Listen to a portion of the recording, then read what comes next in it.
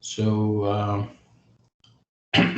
the class is being recorded, and this is me again, Dr. Samah, and this is EL117 writing.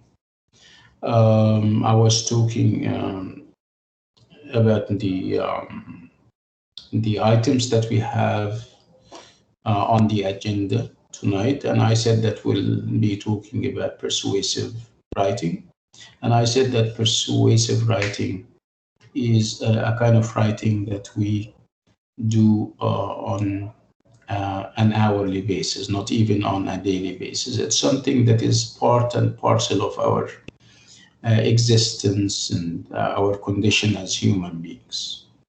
It's all about arguing. And when you argue, you try to win somebody over to your side of the argument. You're trying to convince somebody of something. You're trying to perhaps convince somebody to share an opinion that you have, a thought or an insight that you need support for. So as you can see, persuasion is something that we as human being can be also distinguished by and marked by. Perhaps it can be one of the features that would distinguish us from other creatures. The idea of trying to convince. Perhaps other creatures have their own ways of convincing their elk and their own species about things. Okay, so how do we persuade? Persuasion is both verbal and it can also be in writing. So verbal would be the daily stuff that we engage in. Convincing somebody that online classes are perhaps better than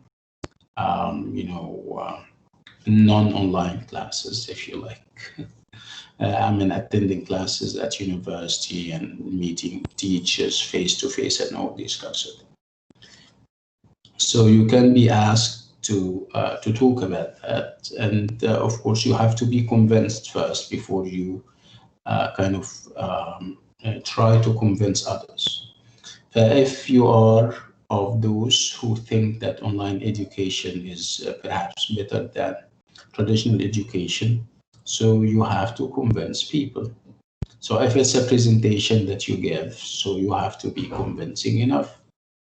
If it's you're writing perhaps a report on that, you're perhaps writing an essay on that, you also have to be convincing, because you want to win people over to your side of the argument.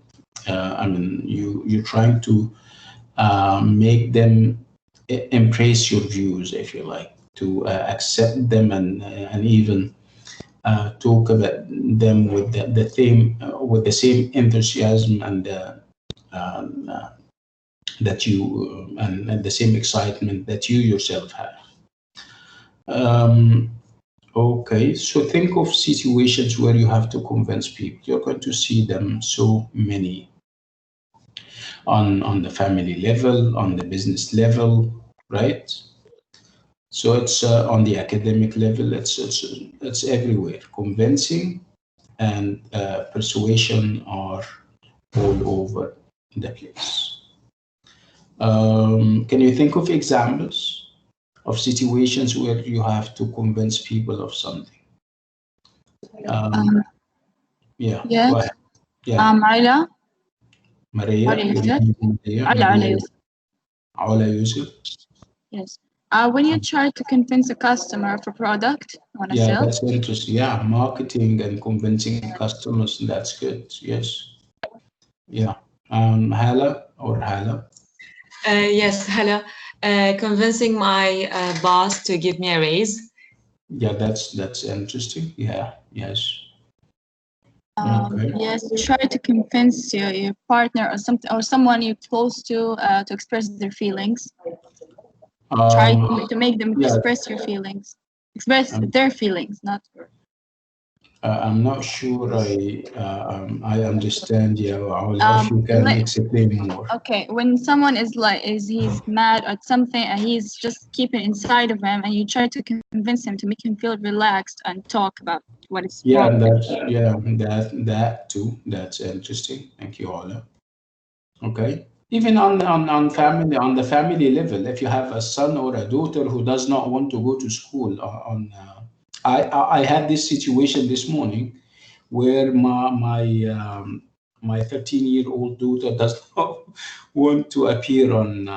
She has an online class or a set of classes for the day, and she doesn't want to wake up. And she says, I used to absent myself from school on when there was school, and that's the same thing. I don't want to to go to school today, virtually, of course.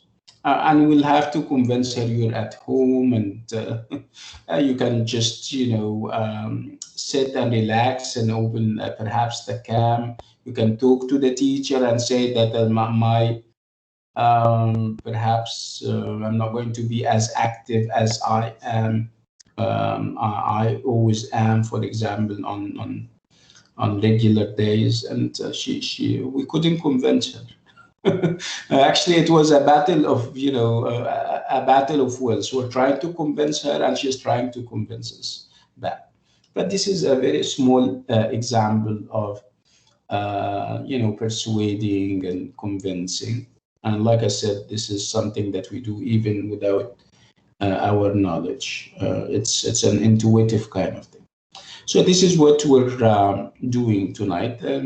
So we're going to limit our convincing efforts to writing, of course, because this is not a class in verbal communication, for example, or in improving your communication level so that you end up convincing people of doing this or that.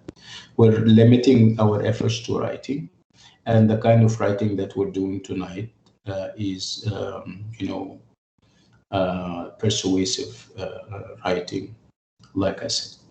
Again, what kind of format are we using? Are we using the paragraph format? Yeah, of course, there is going to be paragraphs that we're writing, but we're not doing only one paragraph. We're doing essays, and of course, you know what essays are by now. Essays are a number of paragraphs long.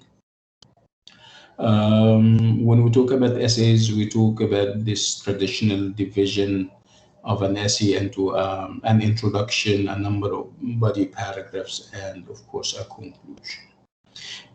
Typical of any essay, you have to have, you have to start with an attention grabber, something that attracts the attention of the reader, and then you provide background, and then you write your thesis statement towards the end of the introduction, and then you move to the body paragraphs where you have to kind of deliver on the promises that you made in the introduction. Remember, the thesis statement is about giving giving us the topic and giving us your stance as how you're going to develop the topic. Okay, so in the body paragraphs, you try to develop the ideas that you said you're going to develop in the introduction. You said that in the introduction, and we're reading the body paragraphs in order to check how far you have, like I said, fulfilled your promise. And then we go to the conclusion, which is normally a recap of the main ideas, because our memories are very short and we cannot remember everything.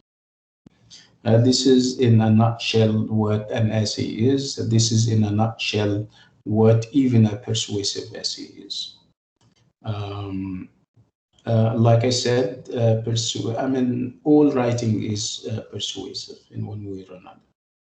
Okay. during exams. What is it that you do during exams? You write essays, and you're trying to write essays that are persuasive, so that you get high marks. Okay, if your writing is not persuasive, if your essays are not persuasive, if your answers which you give in essays are not persuasive enough, you don't get high marks, right? So we have every reason to be more attentive than ever tonight, because it's about persuasion. It's about a tool or a thing that can increase and enhance your marks. And who wouldn't be interested in learning about something that can enhance their GPAs and their marks? Okay. This is chapter 10. Chapter 10 in the book is about persuasion. I'll go to the chapter and I'll read the items over there. And then we can always, after we finish with the chapter, we can always go for implementation, where we can see examples of persuasive essays and see how they are developed. But before I proceed to the book, if you have any questions, you guys have a minute. No questions? Okay, that's good. Okay. Doctor? Yeah, go ahead. Go ahead. It's just when the essay you're saying persuasion, and it's gonna be like steps or paragraph or essay. How is going to be like? I said at the core of any. Can you mute your mic so that you can hear the answer? I said at the core of any writing, we have convincing to make, and we said, or perhaps it's time that we say, or it's time that we said that both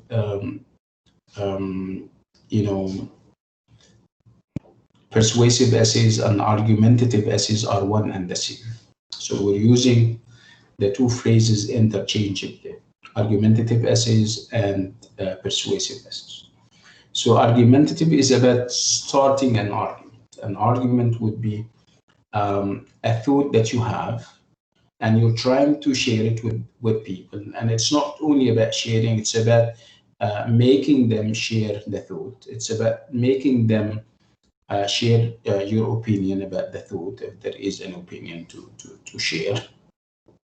It's about perhaps convincing them to take an action that you would like them to take based on the thought or on the idea that you're impressing and you're trying to make them impress. So again, the platform or the format would be the essay format. And like I said, we're going to start with the introduction and then develop the ideas and move to the conclusion, as we're going to see. Okay, let's go to the chapter, like I said, and after we finish with the chapter, we can always have examples. Okay, so let me share.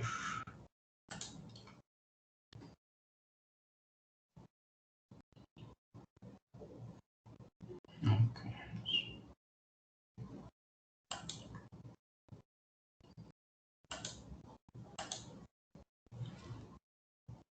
Okay, so can you see that?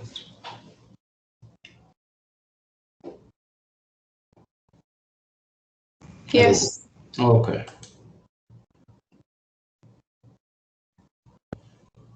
Okay, can you still see that? Yes. Okay, good. So it's chapter 10, and it's persuading relationships. So persuading, from the verb persuade, and the adjective would be persuading, a persuading essay or a persuasive essay. Okay. So what is it that we're trying to achieve, perhaps by the end of the class? Like always, we will have real-world applications for persuading. We're going to get exposed to situations where there is persuading taking place or happening.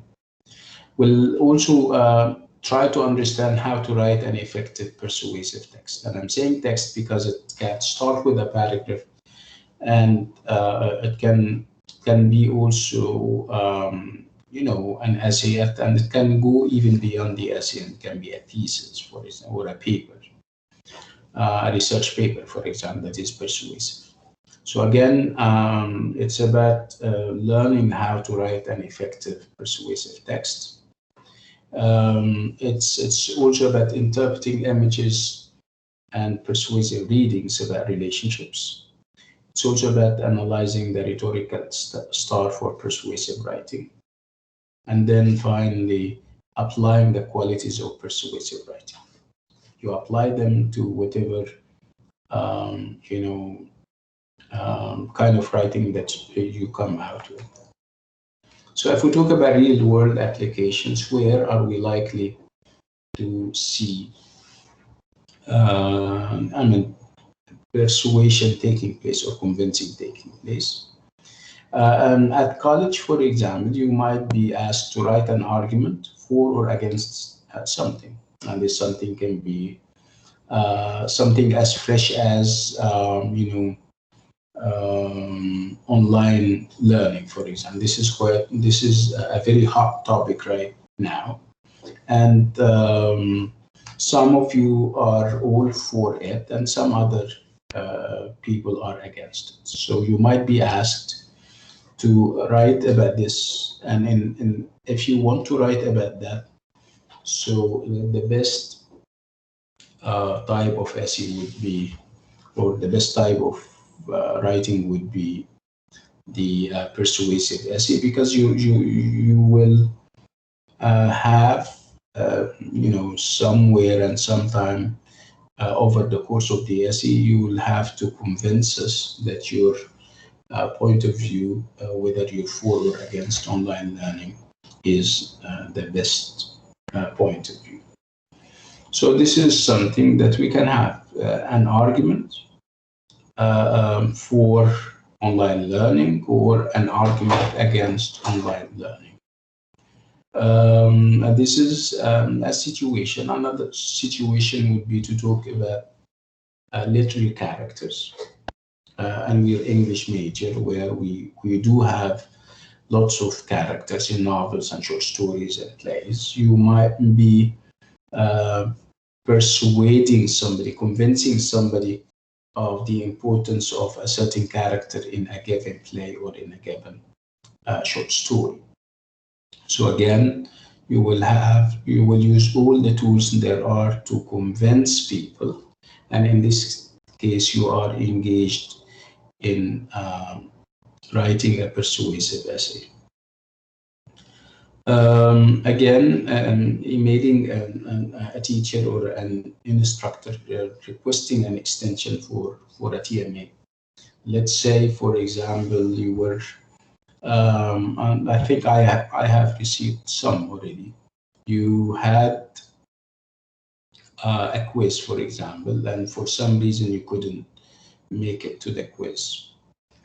So what is it that you're going to do? You're going to write me perhaps an email asking for perhaps a makeup, for an extension of the deadline if there was a deadline. These are all occasions where you have to practice and exercise convincing and persuasion. Whether or I agree or I disagree, this is obviously beside the point, because there is obviously more to just sending an email, because other people are also involved in the coordinator and stuff. So the bottom line would be, if you're going to send me an email requesting a makeup or an extension of the deadline, you have to be persuasive, right? And persuasion would be that you you'll be, of course, nice because you're always are. And you'll also have to be convincing. You have to provide strong evidence that there was, you couldn't do it for reasons perhaps beyond you. Um, Again, this is persuasion, and this is something that we do um, a lot in university. In our daily life, this is again the part and parcel of our daily life. For example,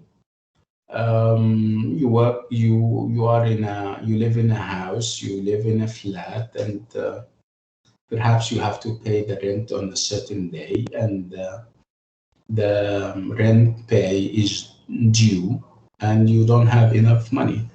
So what is it that you're going to do? You may be picking up the phone and talking to the landlord or the landlady, telling her all about it, and persuading or convincing him or her to wait a little bit. You may also write a letter, a persuasive letter, convincing him or her that you have, that you'll pay later. And this is real life, and this is persuasion that you are engaged in. Sometimes you read an article in a newspaper and you don't agree with what is being said or written. There are claims that are made, and you're trying to kind of challenge those claims. You will have to write a letter to the editor, and you'll also have to be convincing in your views so that you get your reply or feedback, approved and published. Again, on the level of the local community that you live in, you can be writing persuasive flyers to ask for donations for the renovation of perhaps the area or the district garden, helping the poor, allocating monthly money for them, asking for blood donations, and all these kinds of things. So in order to do that, you have to be persuasive. You have to choose words that will resonate with people. When you say, for example, in a blood donation campaign, you use very interesting, nice sounding expressions like what do they say? I remember there was something about blood donation. قطرة دم حياة تساوي حياة, for example. This is something that came off my mind. I didn't prepare for that. قطرة دم تساوي حياة. Stuff like that. When you're also raising people's awareness about the importance of water and not to waste water, you can come up with persuasive slogans and mottos, right? So this is real life. And on the professional level, you have to write persuasive cover letters so that your CVs and your resumes get read, and otherwise nobody. People receive hundreds of CVs every day. So unless your cover letter is interesting and persuasive, I'm not likely to read your CV, right? Because I have hundreds of them.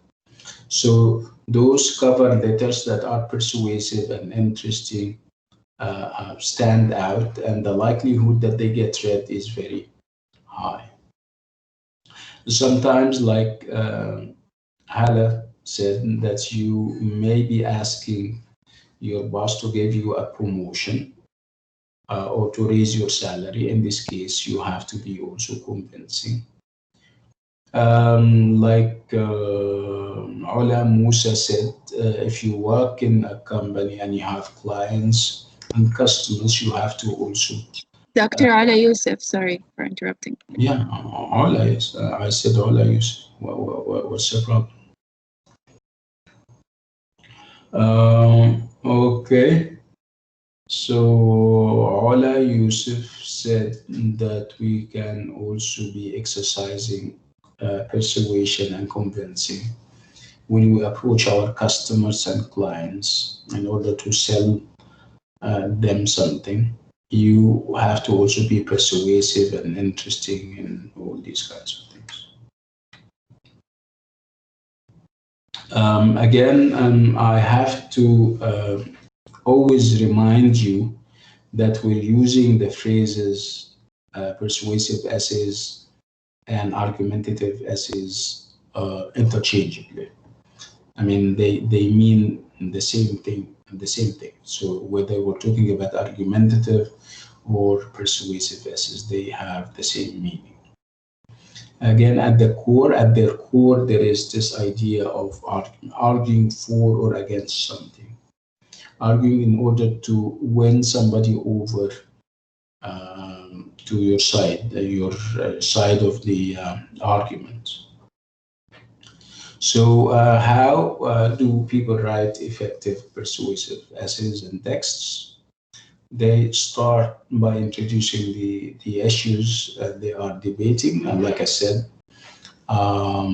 nowadays we have a very fresh and very hot topic, the idea of online learning and online education. And you have, of course, people who like it and they have their own reasons, and you also have people who are not in favor of it, and they also have their own reasons.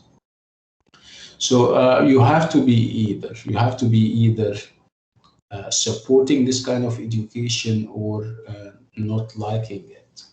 In either case, you have to sometimes write perhaps an essay or a piece of writing to defend your choice. If your choice is online learning, you'll have to talk about that, and you'll have to also provide evidence as why Assalamu alaikum.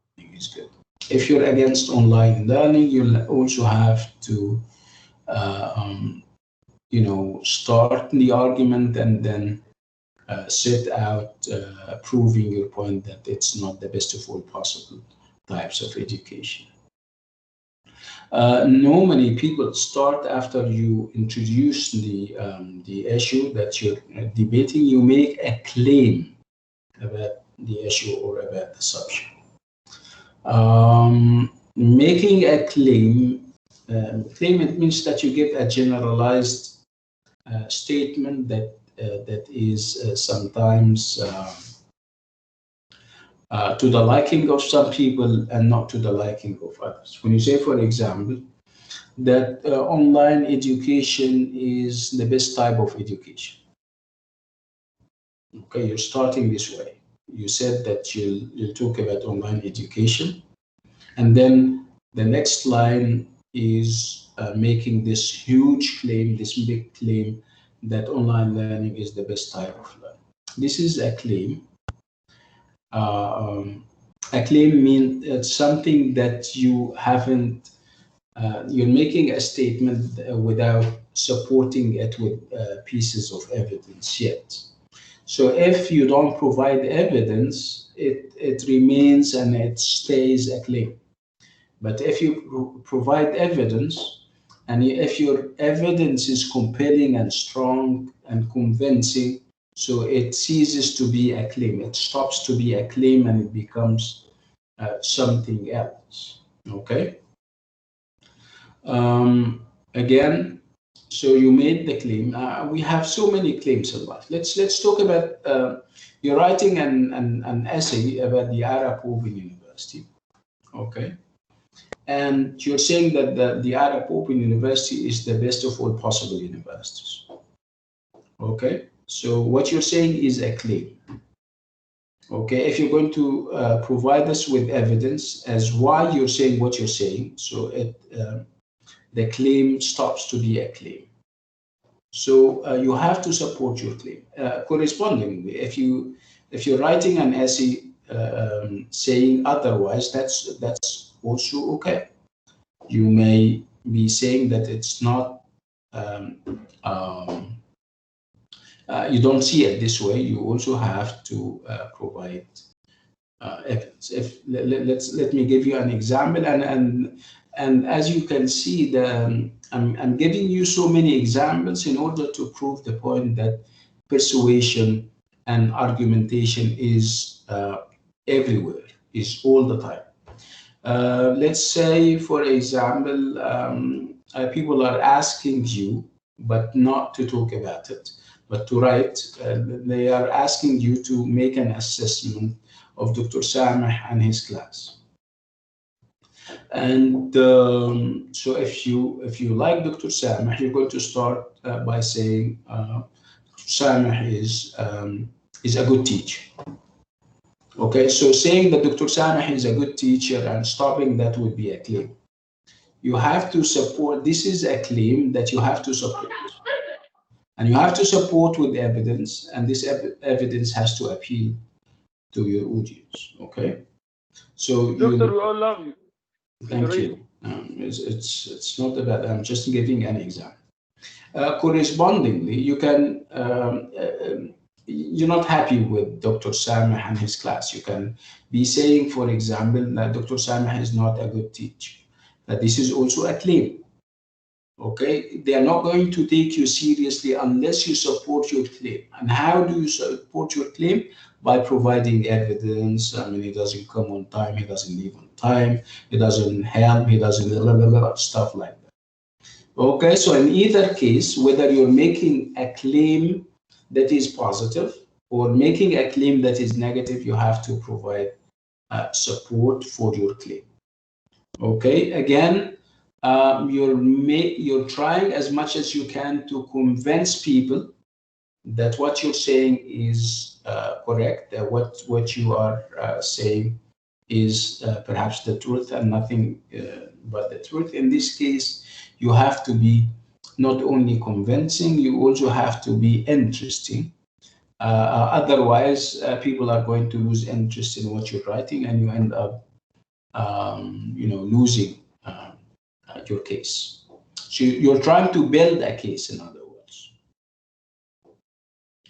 Again, when you support your claim, you have to appeal to your audience, and appealing to your audience only happens if you perhaps appeal to their sense of logic, and if you're ethical.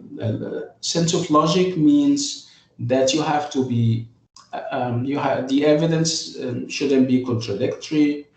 The essay itself should be organized in a logical way, and you also have to be ethical. Ethical means that people can tell whether what you're saying is truthful, is honest or not. I mean, in the case of Dr. Sameh being good or bad, you also have to be ethical. People would automatically tell whether you're saying the truth or not. So it's not about giving situations where you think are perhaps good or bad. It's also about being truthful and honest about them. Again, one mark of a successful persuasive essay would be the idea of organizing your supporting evidence. Again, you need to make sure that your essay ends in an effective way. Again, this is all theory. That you, of course, theory, but you'll have to consider. You also need to write, and the more you write, the better you will be when it comes to persuading people and stuff like that. Again, these are situations. We're talking about situations where we have those levels of persuasion, or where persuading is due, when we talk about politics and the fact that people normally get polarized over issues. Okay. In this case, you engage in writing that would convince me, and I engage in writing that would convince you. In this case, we're without knowing, are writing argumentative or persuasive pieces of writing. So this happens with politics. This happens with laws. You're trying to convince me of or with a certain interpretation of a certain clause or item in a contract, for example. You're reading it in a certain way with a certain interpretation. I'm reading it in a different way, and we try to write perhaps to each other and come up with ways as how we can win each other over. When you talk about values, morality, and religion, right? So these are contexts in which you exercise persuasion and convincing.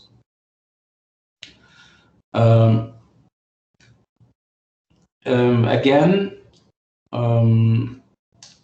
persuasion and argument is about proving somebody right or proving somebody wrong. If there is a room for perhaps a middle ground where everybody would end up happy, that would be good. But this does not normally happen in real life. Again, the issues are all over the place. You choose to write about an issue if the issue that you're going to write about is not imposed on you. In a college context, for example, you don't choose your own topics; they are imposed on you.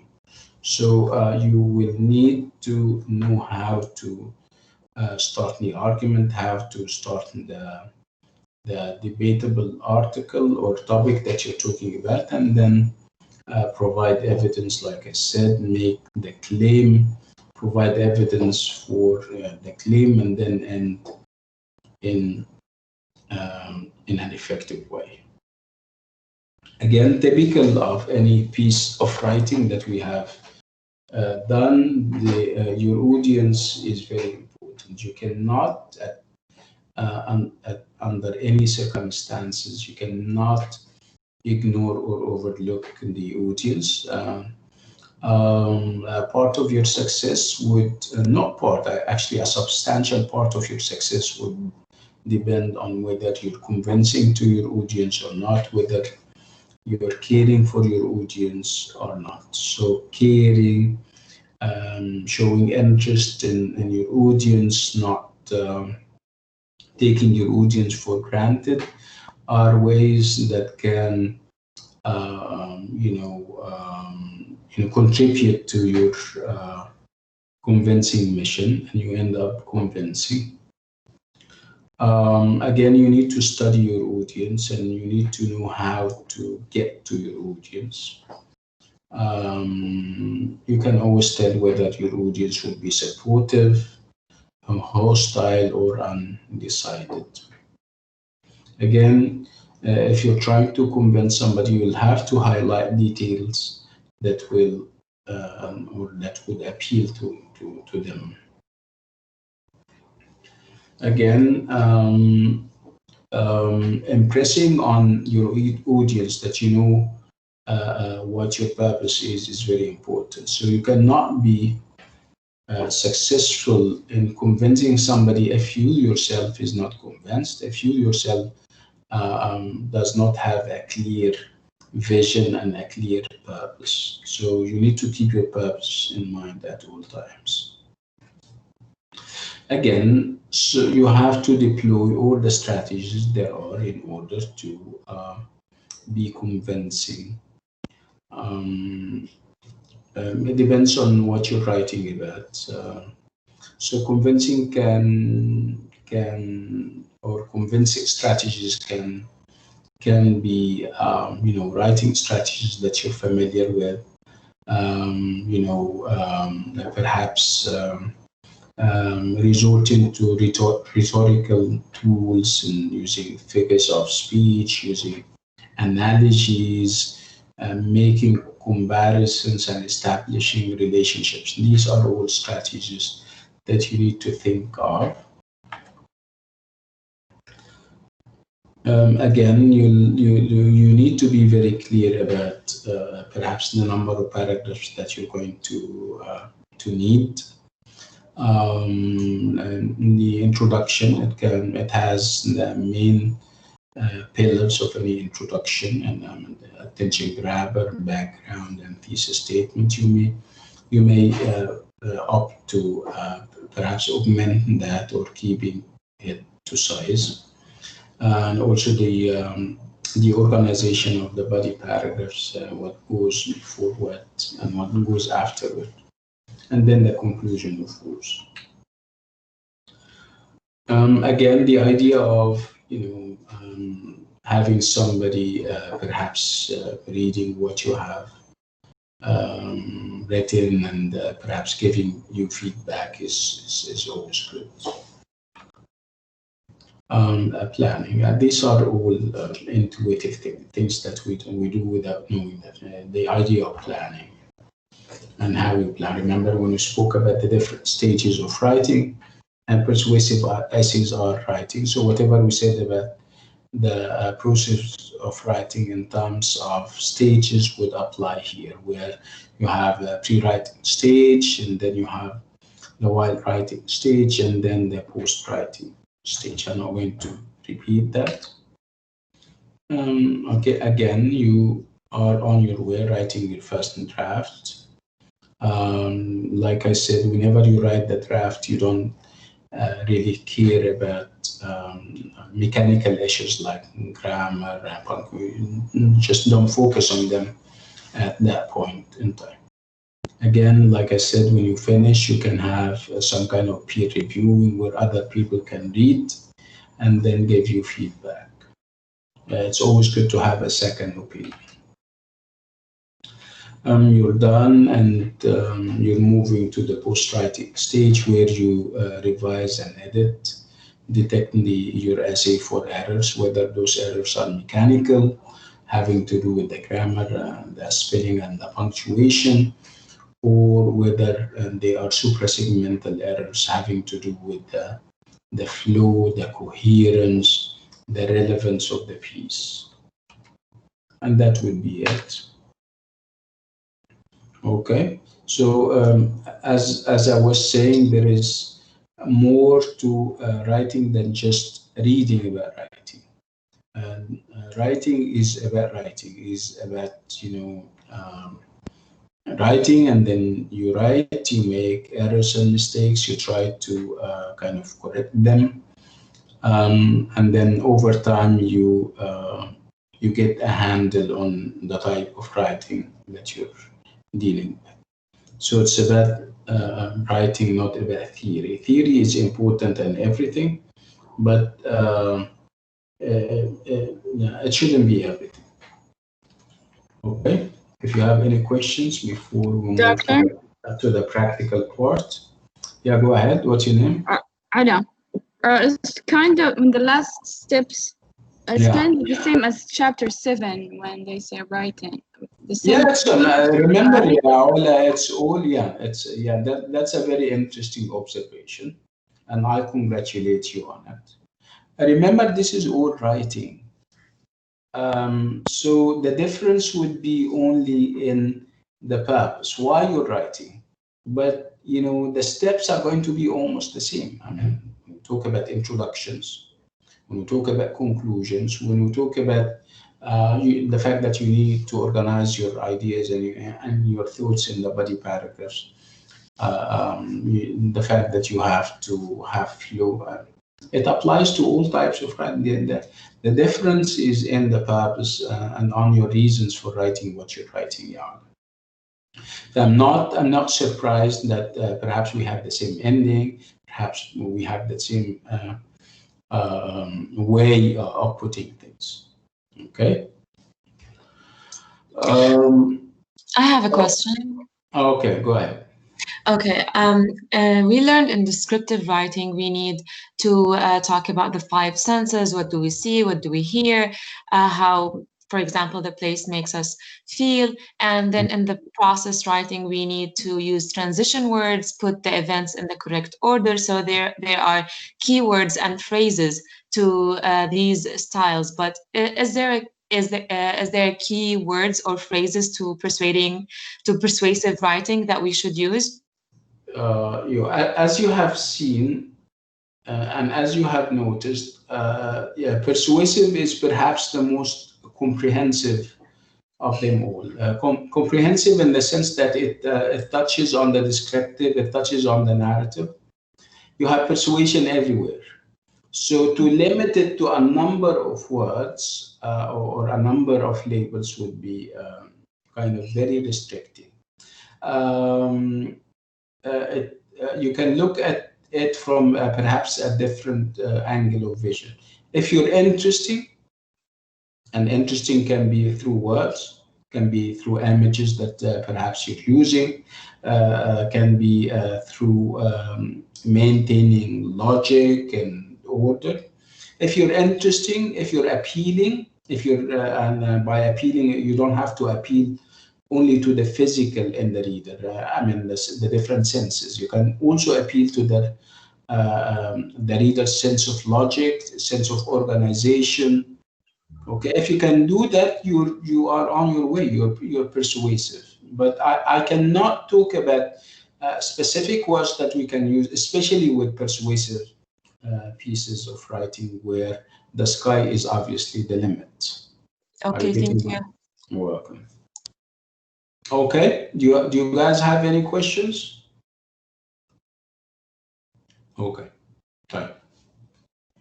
I'll show you something, and this is what I intend to do perhaps over the upcoming weeks. I'll always give you a text, and I would like you to determine what type of text it is, whether it's persuasive, whether it's process, descriptive, narrative, and so on and so forth. Let me share what I have with you, and then we are on our way. Just give me a second.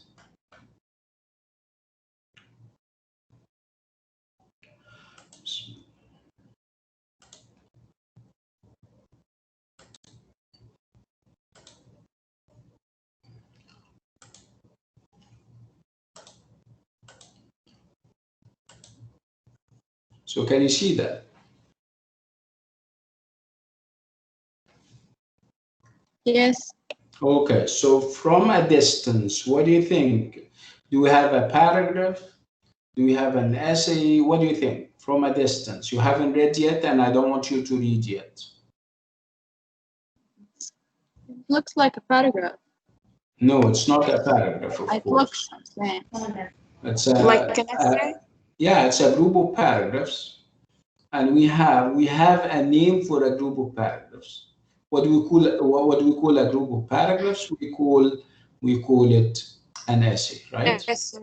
Yeah, Right. whether the essay is good or bad, this is another issue that we can determine if we read the essay, right? Yeah, No, because I related on the introduction is too long. That's why I said it. I don't see the. I mean, it's not only the introduction that is long. And Yes. the first Okay. line is not 5-inch space. Yeah. Okay. Just wait a minute. Here you cannot say that the first paragraph is long, because if you compare the first paragraph to the second one to the third one, you're going to see that they are equal. So this is consistency, and consistency is a good thing, right? And remember, we haven't read the paragraph yet, okay?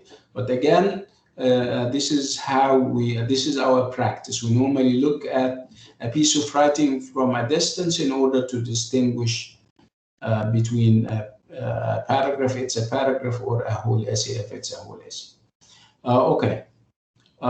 Somebody was also saying that the writer is not indenting, is not leaving a space at the beginning of every and each paragraph. And I said, you can do that, but I don't want you to do that. I would like you to leave a space.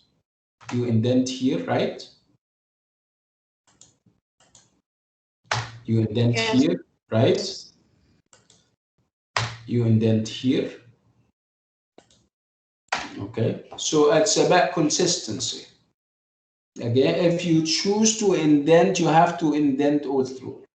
If not, that's fine. But if you ask me, I would prefer that you indent, you leave space. Anyway, then this is not why I'm showing this essay. I'm showing this essay because I want you to read the essay and tell me what type of essay we're having. And we have a menu of types, if you still remember. We have descriptive, we have process, we have descriptive, we have process, descriptive, process, narrative, and also persuasive. Now go ahead. Let me also tell you that there can be a measure of overlap. Overlap in the sense that you can have more than one type of essay involved, but one of them is so prominent and so big so that we can safely say that it is true that it has narrative elements to it, but it is descriptive. It is true that it has process elements to it, but it is still, for example, descriptive or not. Can we do that? I'll give you perhaps 3 minutes. I would like you to read the essay and come up with a conclusion as what type of essay we are reading. Yalla, go ahead. You guys have 3 minutes.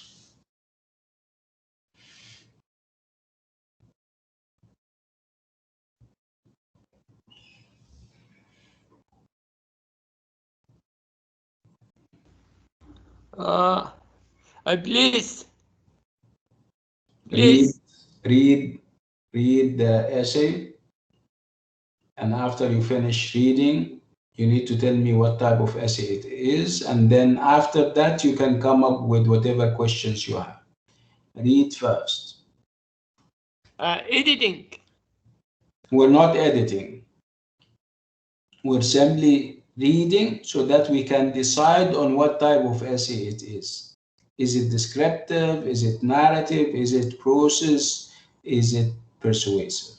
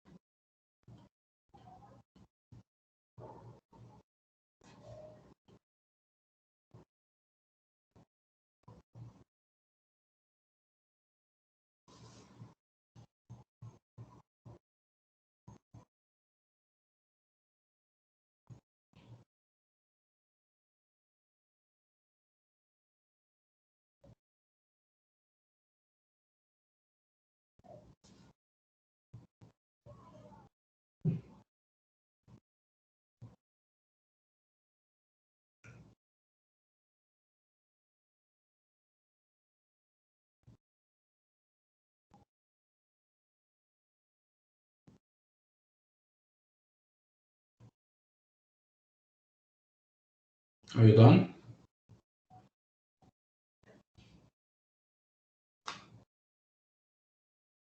Hello? Yes, doctor, yes. Okay. Not yet. Just Okay, I'll give you one more minute, okay?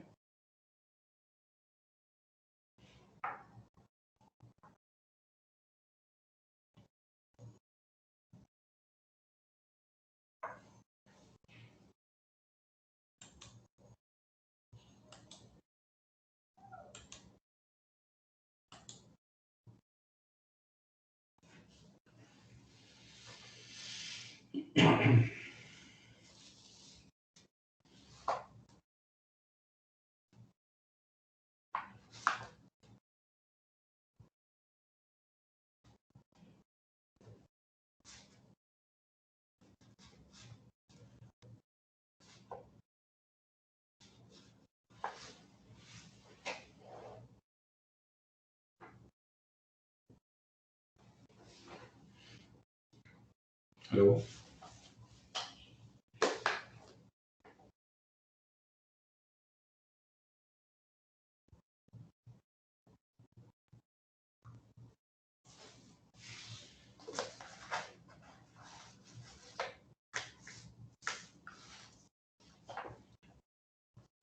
So what type of essay? And you have the menu of types, if you still remember. Descriptive. Yes, Wait, doctor. let May me, I? wait. Descriptive, narrative, process, persuasive. Okay, somebody wanted to say something. Go to the mic. Yes, Come to the doctor. mic. What's your name? My name is Mayada. Mayada. Yes, doctor. It is the instructive essay. You're It's giving what? It's what? It's what? instructive essay. Instructive is okay. So instructive goes under which I'll give you choices, and you tell me instructive comes under which Mayada. You have descriptive essays, you have narrative essays, you have process essays, you have persuasive essays. What do you think? Uh, instructive, doctor. What do you mean by Instructive. instructive? Can you Explain what. can you repeat, please? What you said? I mean, explain to us what you mean by instructive. Giving instructions. You pursuing people on the plan and giving and you giving a plan and the steps how to save money. Right, ممتاز. If you're I mean telling people to have a plan, and if you're asking people to engage in steps as how they can save, this is called what? What kind of SEO? Perhaps we can have somebody. Thank you, Mayada. Thank you so much. Yeah, it is about instructions that the writer is giving us, but we're having a name for that. Whenever we have steps and stages, can somebody else come to the mic? Yes, doctor. Yes. Okay. Okay, I go think ahead. it's a process essay. Okay.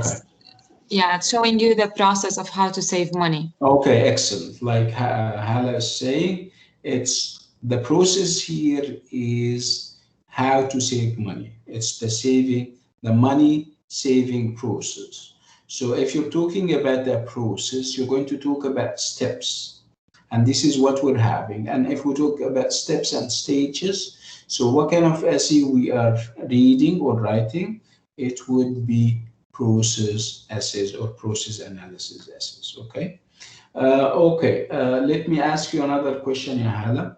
So what makes, do we have keywords, words that showed you that this is really a process essay? What are the words that perhaps caught your fancy and made you come up with the conclusion that this is a process essay? Go ahead.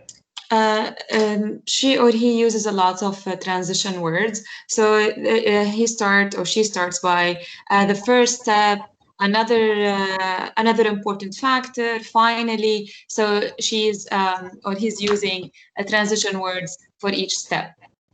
It's not transition words in their entirety, because transition words are wanted in all types of essays, right? Yeah, sometimes all the words. Oh, it's transition words that have to do with, organizing, that have to do with chronology, do something first, and then after that you do something else. And then it's about setting priorities, and those priorities are also given numbers, first, second, third. Okay, but this is process. Okay, we also have, even the words are used. I mean, you have a word like step, and you know that whenever you have steps, you have process, right? Mm-hmm. Okay, any other thing that you would like to share with us? Yeah, Hala. I think it's just the way he addresses me. He's just not talking in general. So he's telling me, you should do that. You should set a budget. You should set a goal. So it's like Miada said, it's instructing me to do something. So it's instructive essays are part of process essays. Yeah, process. Yeah, very good. Can we have somebody else, perhaps confirming what we're saying, the fact that it is a process essay? What's your name? Rana Khalid. Rana, go ahead, yeah, Rana. I'm not sure for this, but the line 7, spending the saving plans, we must say spend. Delete ing. We're not doing that here, Rana. We're not editing. We're not editing yet. Okay, what you are referring to is called editing, when you try to detect and identify errors and correct them. We're not talking about this level. What we're talking about is what kind of essay we are reading, given the fact that we have different types of essays. Okay, so we have come, all of us, we have come to the conclusion that this is a process essay. What we're doing now is trying to confirm this conclusion that we came up with through the words that the writer is using. And we, like Hala said, we have the word step, we have this idea of using transition words like first, second, and another factor, and all these kinds of things. Okay. But on the level of meaning, so what do you think of the article? Did you like it?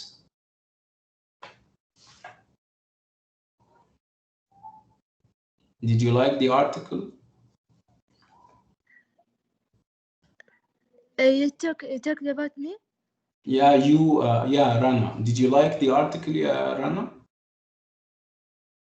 Yes. Okay. Why? Did it teach you anything new? Do you save? Are you a good saver? Yeah, Rana? Do you save money? I'm not read this. Yeah, I'm not read this yet. You're not what? I'm not read this paragraph yet. I mean, you haven't finished reading the whole article, right? Okay. Yes. Okay. So what did you understand, Yarana? Yani, as far as you have gone. So far, so what is it that this guy is trying to perhaps teach us? To spend money or to save money? Spend. Spend? Okay. Spend Or save?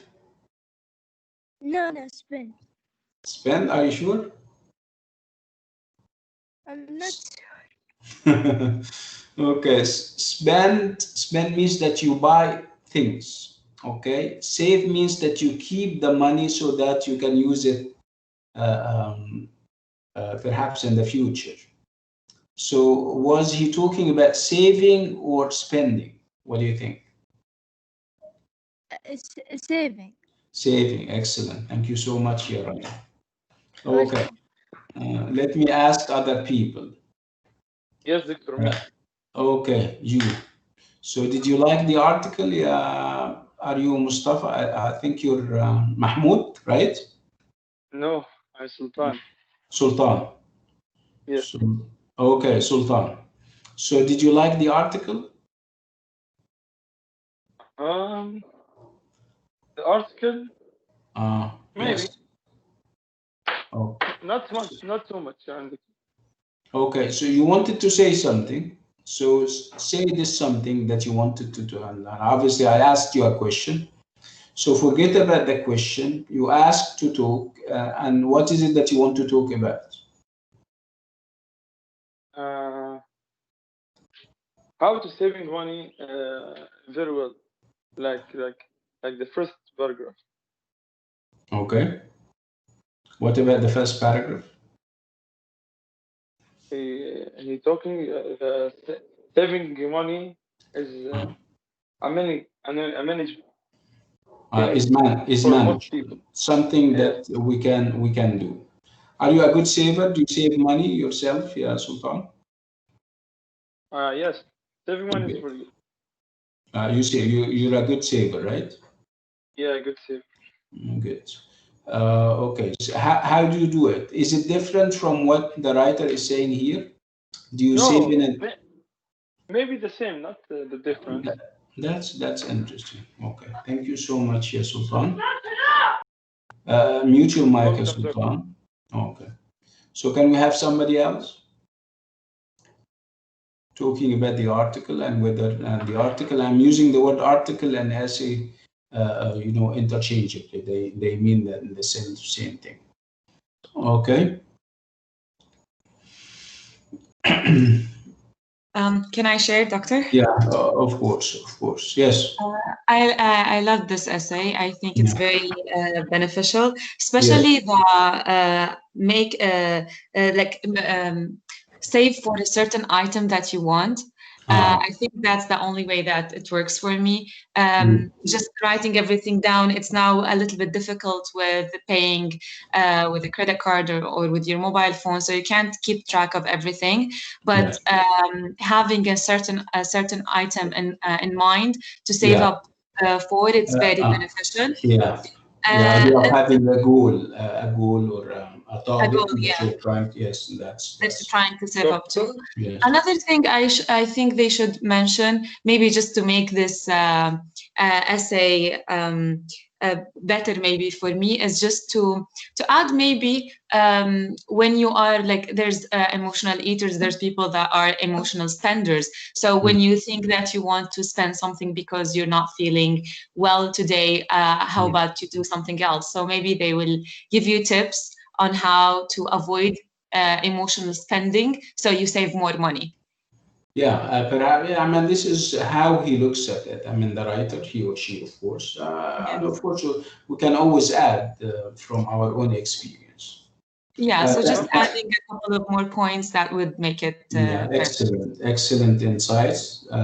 Thank you so much, Hala. Okay, somebody is. Go ahead. What's your name? My name is Sultan, Doctor, but I have to go now because I have work. Okay, remember we have a quiz tonight, right? At what time, Magma? Is it at 8? Yes, I'll bring my laptop. Yes, 8. Okay, good. Yeah. Thank you, Doctor. You're welcome, Sultan. Bye-bye. God bless you. Thank you. God bless you too.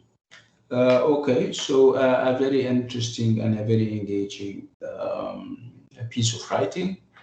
It's like I said, it's an essay that is process. It's a process essay, and the reason why we like it that much because it's relatable. And I mean, we always have this experience of saving money, and people are either good savers or bad ones. And if you're a good saver, you might write an essay in which you kind of analyze the process as how you save. You give tips to people. If you're a poor saver, you can always wait for people to write articles and essays and show you the way. Very interesting indeed.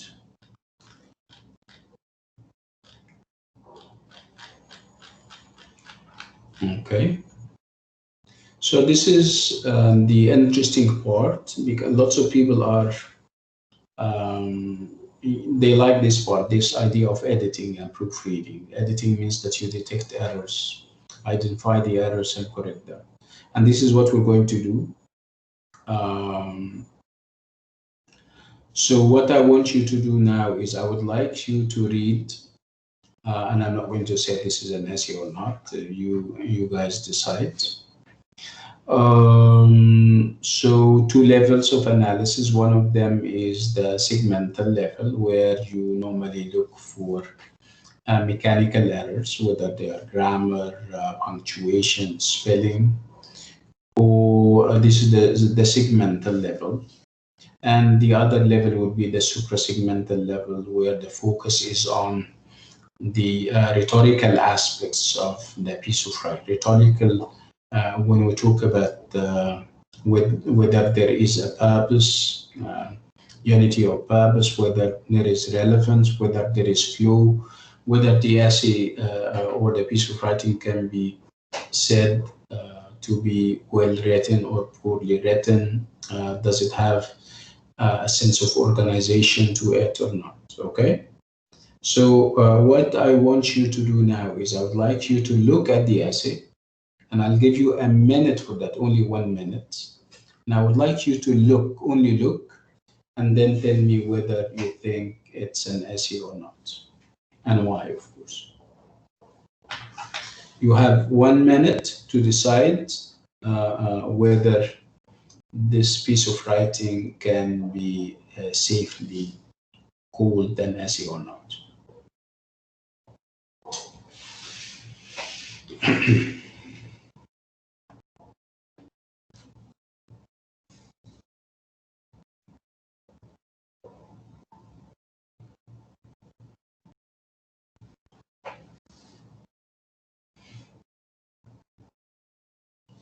Okay. So come to the mic and tell me what you think.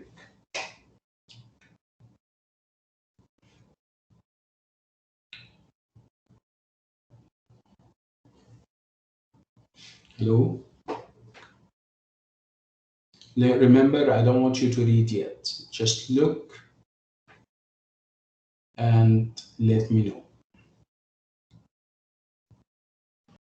Can I, teacher? Yeah, go ahead. What's your name? Fawzia Sharif. Fawzia. Yeah, go ahead.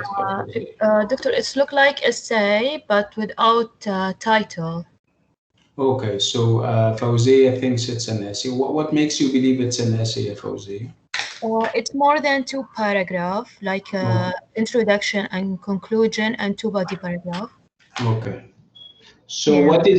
what is missing in terms of the graphical interface? What is missing? What is it that you cannot find in order to safely say that it's made up of paragraphs? Yeah, firstly, I need the title to know he talking about what. Okay, so if we don't have a title, and I don't insist on titles, okay, what's the second thing that you need?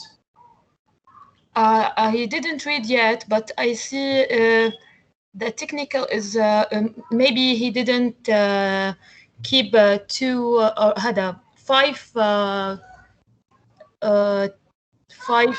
words in every paragraphs, 5 letter space.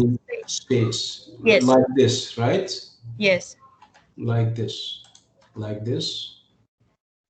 and like this, right? Yeah, I can't see, but I think you understand me. Yes, the idea of indentation. Yeah. Okay, leaving space at the beginning of every each paragraph.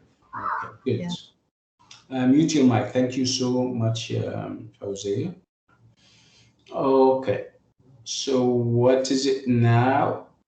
I would like you to read the essay, and I would like you to give me, after you have finished reading, I would like you to give me your impressions. And we're focusing on the suprasegmental or the rhetorical level. which means that you're going to give me your overall impression, whether you think it's a good essay or not, whether it has flow, whether it has unity, whether there is coherence, whether it's I mean, the ideas are relevant and there is no contradiction. Can you do that? You guys have 3 minutes to read. And when you have finished reading, I would like you to tell me, I mean, like I said, the level that we're dealing with is the rhetorical level, where the focus is on coherence and organization and unity. Go ahead. You guys have 3 minutes. Read and tell me. And I'll read along. I'm going to read too.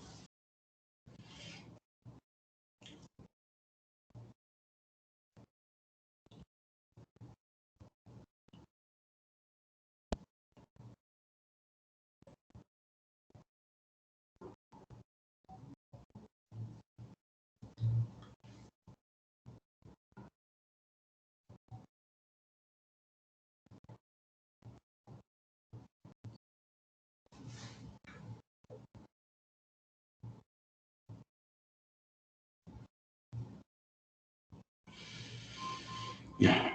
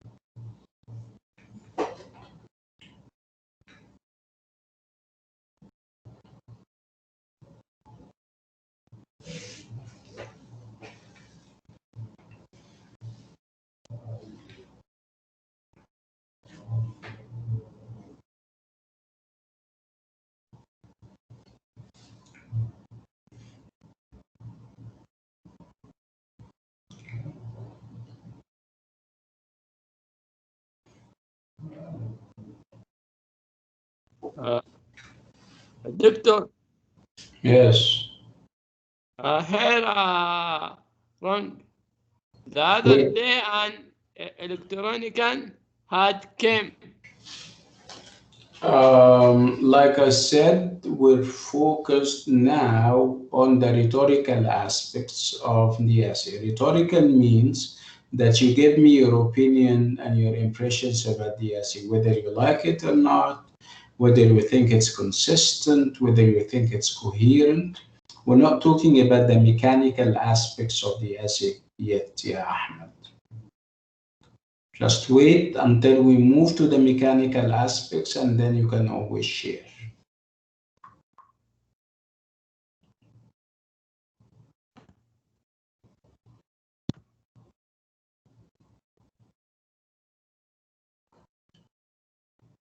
Okay, are you done reading, everyone?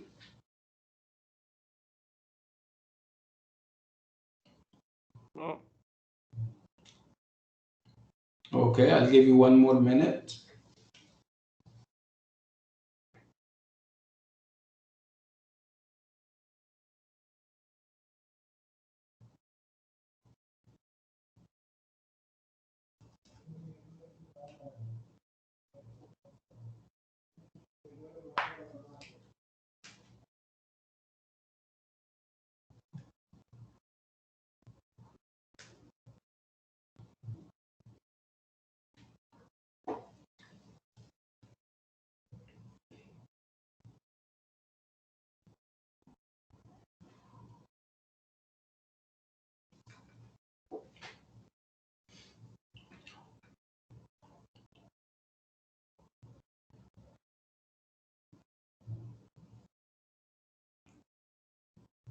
Hello?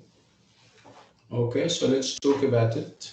The rhetorical, level of analysis or the suprasegmental level of analysis, where the focus is on the abstract level of the essay, coherence, unity, relevance, flow, smoothness, lucidity. What do you think?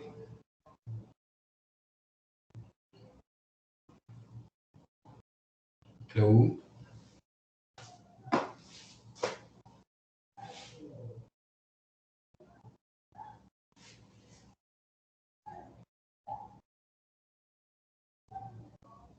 Hello?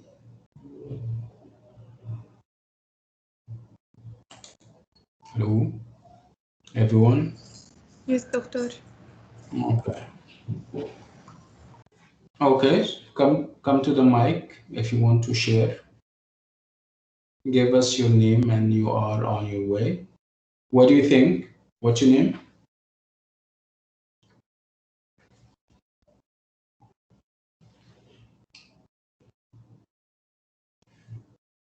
Hello?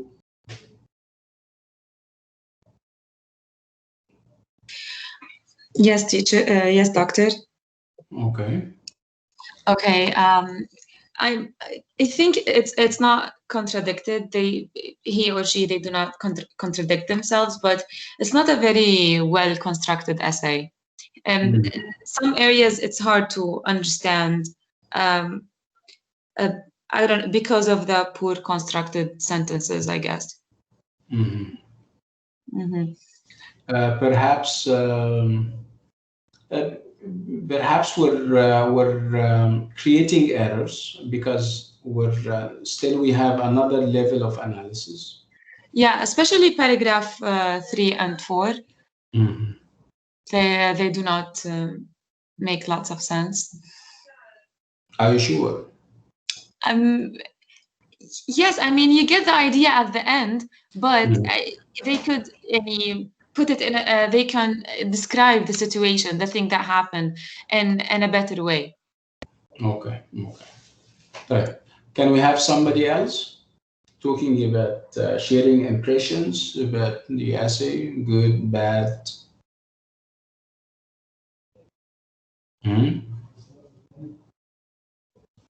Hello? I'll come back to this level of analysis perhaps after we finish the mechanical part, because maybe the mistakes that I have created in there. Remember, this was a well written essay in terms of mechanics, but somehow I tried to insert things so that they become or they seem like errors, so that we can talk about it.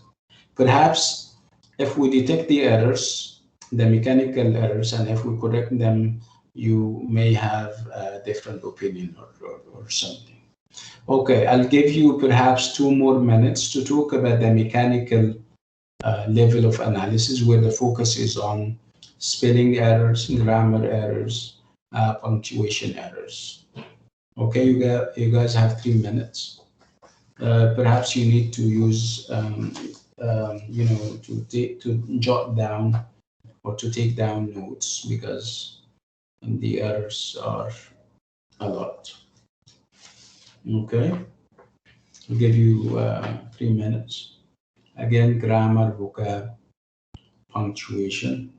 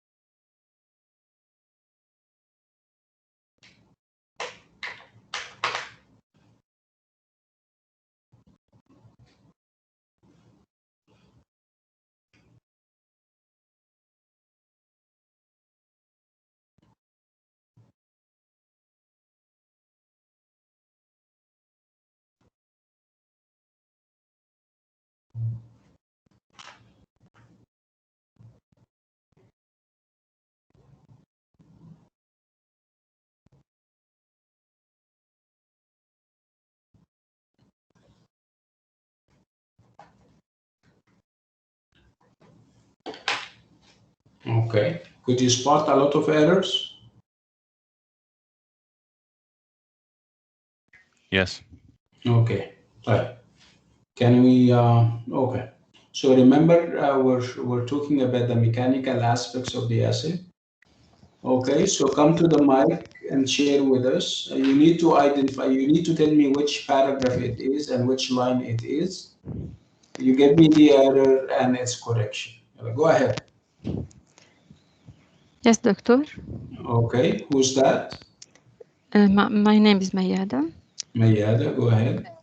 Doctor, my opinion, the writer is mentioning his opinion regarding the usage of electronic devices in the daily living, as well as he is mentioning some stories that he faced in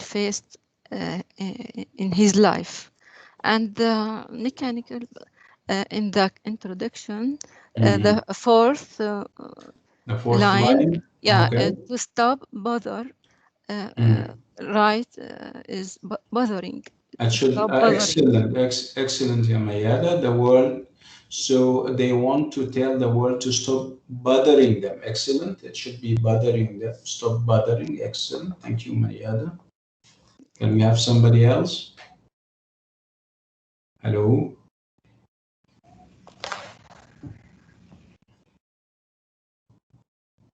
Hello. Mister, there are spelling mistakes. What? Spelling mistakes. Okay, where? In paragraph 1, he says in line 1, 2, 3, 4 that they want to tell the world to stop bother them instead of bothering. Yeah. This is what Mayada just said. Thank you so much. Can we have something else? Yes, in paragraph 2, he said that an electrician had come to his house, but then he said we told them instead of him. Him, yeah, excellent. We told him because him is a reference to that electrician. What's your name? Thawban. Thawban. Okay, thank you. One more. Yes, doctor. Yes, last word Yeah. in the second paragraph. Okay, what's the word? Very dangerous. Excellent, very dangerous. Thank you, sir. Also, yes. No, okay, that's more than enough. Okay. Thank you so much. Okay. Yes, doctor. What's your name? My name is Yasmin. Yasmin, go ahead, Yasmin. Yes, the first paragraph, the first line. This day it is not unusual. It's wrong. It is not usual. Not unusual. No, I'm gonna read it again. Try to drop the not and try to drop the un.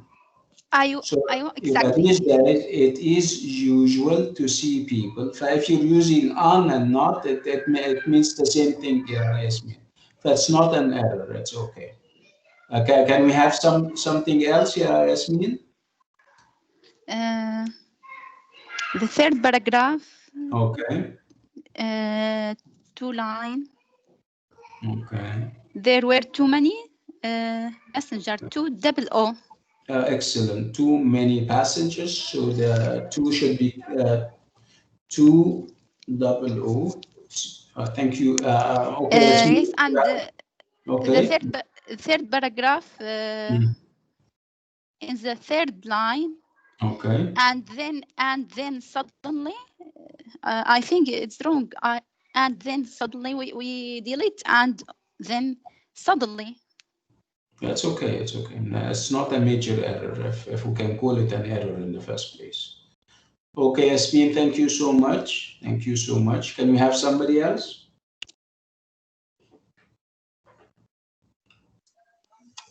Yes, doctor.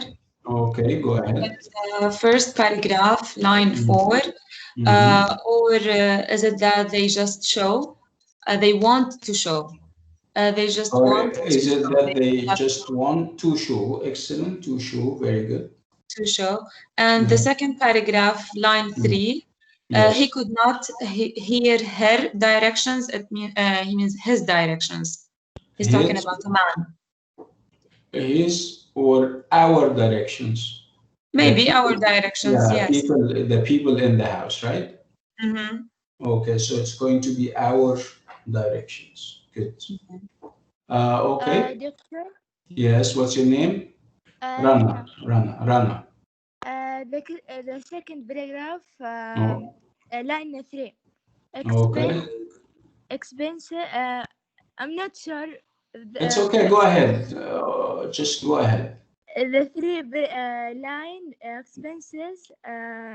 That between this two words, we must put S. Where is that? This is the second paragraph. Three line 3. Where in the second paragraph? Yes. Expenses is that means every coffee. Are you reading the same passage? So the other day, an electrician had come to our house to fix something. We told him in detail what needed to be done. But after he left, I found that the man had done almost nothing. It later turned out that he could not hear our directions clearly because he had an earphone on. Hundreds of such earphones addicts commute by the Delhi metro every day. Where? I mean, keep track of all your expenses. And you're talking about something else, I think. I think you're reading another runner. The second paragraph. No. You're perhaps you're reading the. Remember the essay that we have finished? Okay. So it's a different. We're doing a different essay. Okay. Okay. Thank you. Thank you. Can we have somebody else? Yes, doctor. Okay, go ahead. What's your name? My name is Mayada. Doctor, in the conclusion, we were stunning. The right is stunning. ED with ED, not stunned. ING. Okay, stunned. Can you give me the meaning of stunned? Can you give me a synonym, a word that has the same meaning? We were stunned. We were, of course, shock. We were in shock. We were surprised, right? Yeah. We were amazed. So ED for people, right? So you use ED for people and use ING for things. Here, of course, we have people. That's why we're using ED. Okay, thank you, Mayada. Mayada, what's your full name, Mayada? Mayada Muhammad Al-Harastani. Mayada Muhammad Al-Harastani. Okay, Mayada, thank you so much. Thank you, doctor. Yeah. Can we have somebody else? Can I? Yeah, okay. In the first paragraph, third line. Do you have a name? What's your name? It's me, Ilaf. Ilaf what? Ilaf Ahmed. Okay. Go ahead, Ilaf. So in the first paragraph, third line, when he said, why they take such risk, he didn't add the question mark. Because it's not a question, yeah. It's an indirect question. So I have often wondered why they take such risk. It's not a direct question. Okay? So whenever you have something, anything for that matter, before the question word, it ceases to become a direct question and it becomes indirect. And in this case, you don't use a question mark, and of course you don't use do, does, did, or all these kinds of things. You start with the subject right away. Okay, so in the last paragraph, the first line, where he was all his time, not while.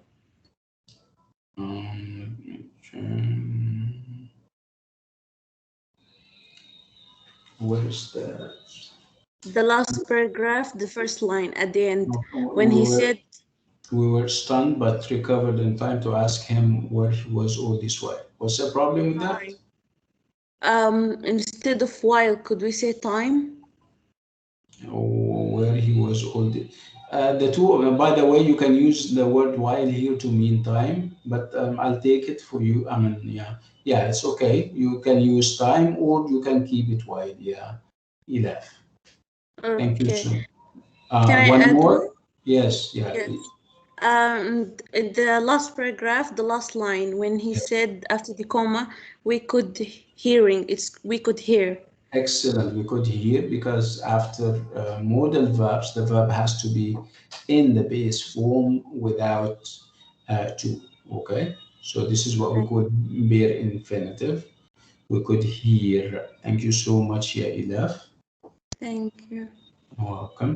Any other errors that you guys spotted that you would like to share with us?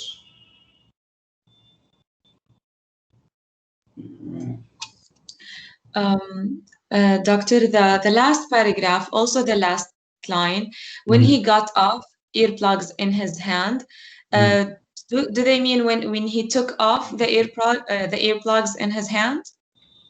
When he got off, no, they remained in his hand. I mean, he is, I mean, kind of, giving you the situation when he got off. When he got kept, off of what? Yes, off of the, was it what?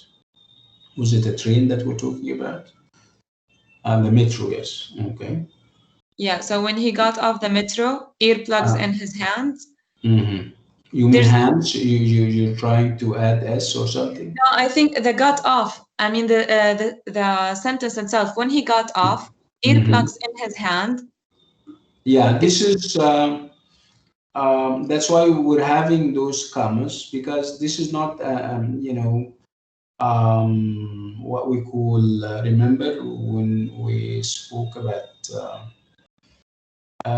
sometimes you have a main sentence and the focus is on the main sentence, and you have a side sentence. If this is not even a sentence, it's a side phrase. It would add information, but if you drop it, the meaning is intact.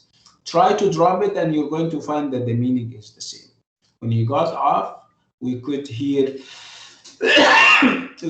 excuse me, strains of the song. Does it make sense without this interrupting statement or interrupting phrase? Yes, because with it doesn't make sense. It's unusual for the ear. When he got off earplugs in his hand, we could hear strains of the song. So without it, it makes better. It makes it sound. It makes better sense. Okay. Yeah, it makes better sense. Yes. Okay. Any more errors? I think I have an error before we leave. There is this adverb every day, and obviously it's given as one word. This is the second paragraph, 1, 2, 3, 4. So by the Delhi Metro every day. So every should be separated from day, right? And also, you also have situation where it should have been situations. So this is paragraph 1, the last line, an inseparable part of our life, sometimes even leading to tragic comic situations, right? One more error would be, where is that? I think he said several minutes. I don't know where that is. So it should be several minutes. Okay. I think this is all the time we have for tonight. I'll stop on this note and with this item. And I'll try to share this passage on WhatsApp, and I would like you to edit it by perhaps adding the things that we added, correcting the things that we corrected together. Okay, let me just remind you that you have a quiz coming up tonight. I would like you to be on time. It's multiple choice questions, as I was told. I'm hopeful that you would do, inshallah, a good job. Okay, I'll leave you on that. Thank you so much, and I'll see you, inshallah, next week. Assalamu alaikum, everyone. Thank you, doctor. You're welcome. Thank you, doctor. You're welcome, everyone.